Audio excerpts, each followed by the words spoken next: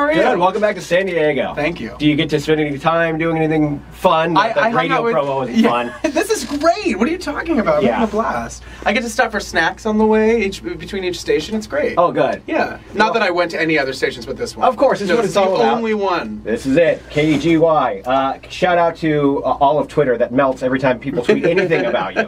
Really, we said you were coming here, and it's amazing the response you get. Your fans are really The loyal. Glamberts are up on the online. They're good. Yeah. They're really good about it. Do you feel like they go a little bit nuts in between? I hope they go nuts. Yeah. Waiting for. I mean, there's a little window. It's part of the business. Yeah. I want them to go nuts. And then you get to dish them up the new single. Yeah. Yeah. Yeah. Everybody's loving it. I'm so excited. Yeah. So excited to have this album ready to go now. Well, we're banging it here. The response has been fantastic. Thank you. What is that process like? You go into a studio, make an album, and how do you whittle it down to this is the first single? Who picks it? How did that happen for you? There's in this a case? lot of different circles it has to go through. But you know, I started writing this over a year ago in Sweden. I spent 2 months in Stockholm. It was crazy, and you know, it was February, March, so there was like no sun. It was really dark and really cold. Hence the ghost town kind of haunted sound of it.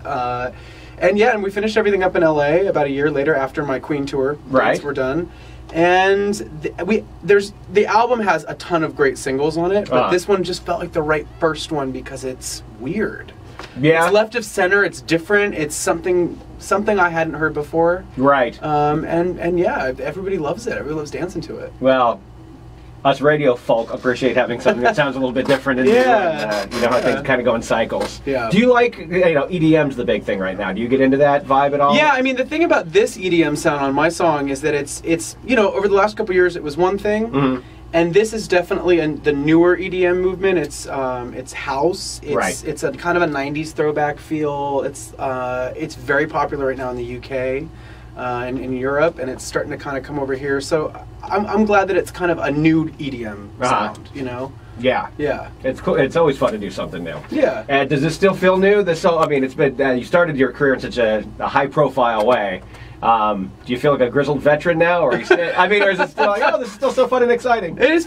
It's really good when you have something that people like. Yeah. A song that people are responding to, and I think this is just the tip of the iceberg. I can't wait for people to hear the album in June when it comes out. June 16th. June 16th. Yeah. And I hope I'm not ruining anything, any surprises, but they do the instant grat tracks, where if you've ordered the album, there's a couple other songs that come out before the drop date. Right. So that's coming too. Okay, so you're gonna get to hear a couple more songs before the album comes out. Cool. Yeah. So how are you spending time when you're not in the studio promoting your record right now? What's up? What's new with you? Well, that's kind of my focus right now. I was on tour with Queen last year, which was crazy. Yeah. And wild and. And how big were those shows? They were like arena shows, right? We were selling out arenas. That's wild. Yeah, we did over 20 dates here in the United States. And then we did Australia and Asia and New Zealand.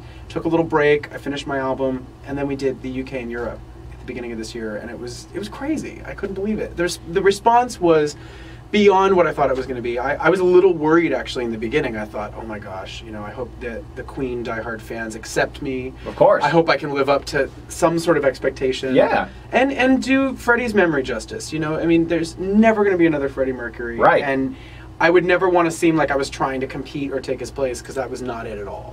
It was more about paying my respects to the band and bringing the music to life again on stage. Are you familiar with the game F, Marry, Kill? Yeah. Okay, I want to do a performer version of F, Marry, Kill. Okay. As a performer, F, Marry, Kill, an intimate show at a 200-person venue. Okay. A medium-sized show, or the big arena shows you were just doing. So I have to F, Marry, Kill, which... yes. Okay. So one you can do this is forever. Very existential. Okay. I know. Okay.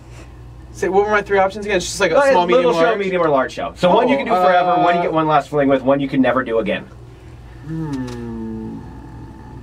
This is weird. Good. This is good.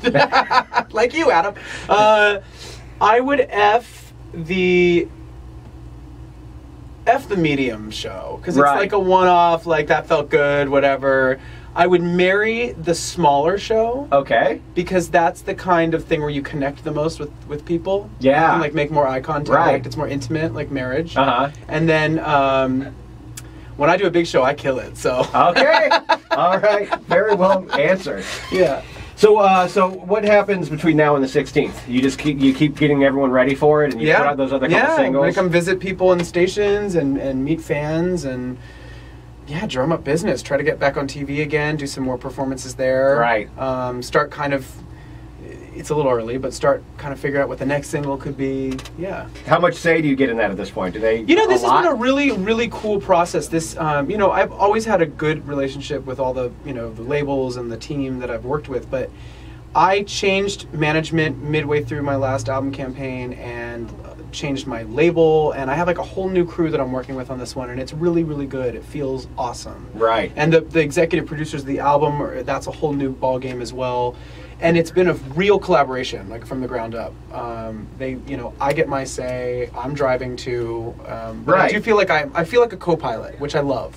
Shouldn't that be the way it is, though? Isn't it insane? It should be that way. If people go out and find artists and then want to tell them how to do their art. Yeah, well, and as an artist, like, you have to be excited about what you're putting out, and like, for example, Ghost Town, we had like 4 or 5 possible first singles. There's some really great material on this album, and it was picking which direction to go in first, and I pushed really hard for Ghost Town, so I'm glad that they honored my wishes. You're right. It's off to an amazing start, right? Yeah, thank you. Now, it's interesting. Doing what I do for a living, one of the things people always ask me is, what celebrities or artists are cool and which ones are jerks? And the honest answer, and I think you probably agree with this, is like everyone's basically working, promoting something, so everyone's fine. For the most part. Yeah.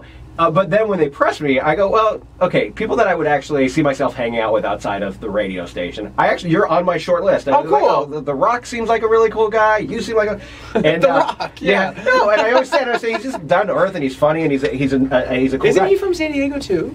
No, he's a Florida guy. Oh, okay. I believe. Okay. But yeah, you guys probably always get mentioned in the same sentence. Me and The Rock, yeah.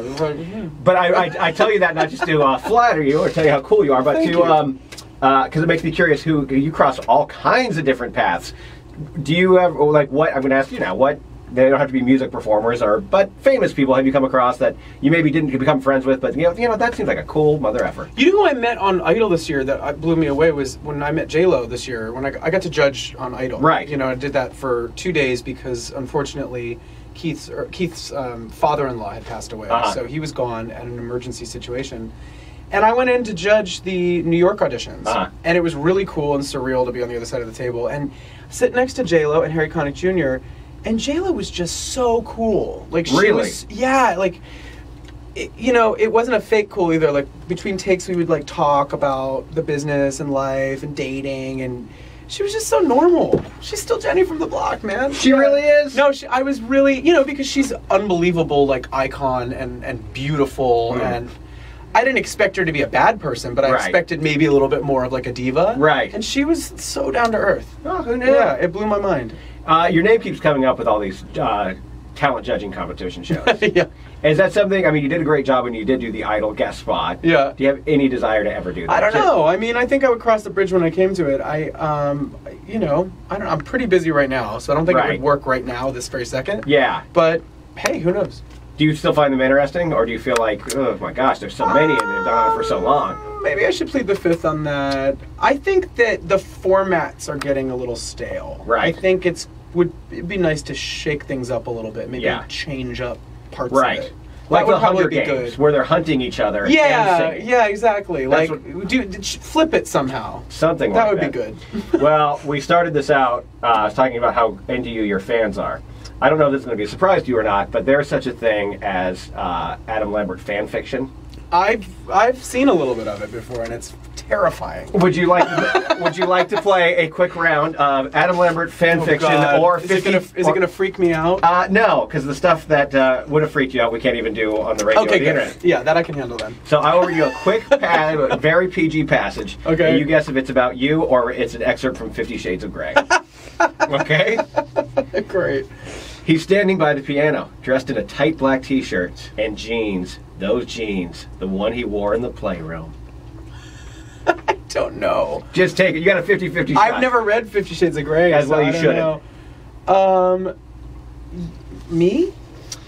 That was an excerpt from 50 Shades of Grey. Stupid. I didn't know he had a piano. There was something terrifying about him. The way he he terrified and enthralled me. Pale skin, dark-eyed. He reminded me of someone or something I couldn't quite remember. That's 50 Shades of Grey. That's about you, my friend. I don't have dark eyes. Well, hey, this fiction. Yeah, that's why they call it fiction. Well, thank you. Congratulations on the single. It's huge. It's a big smash here in San Diego. Great seeing you again. Thank you so much. And we'll all count down to the 16th. Man, you're gonna love it. We are. Gonna love it. Yeah. Great stuff, man. Yeah. Thank you.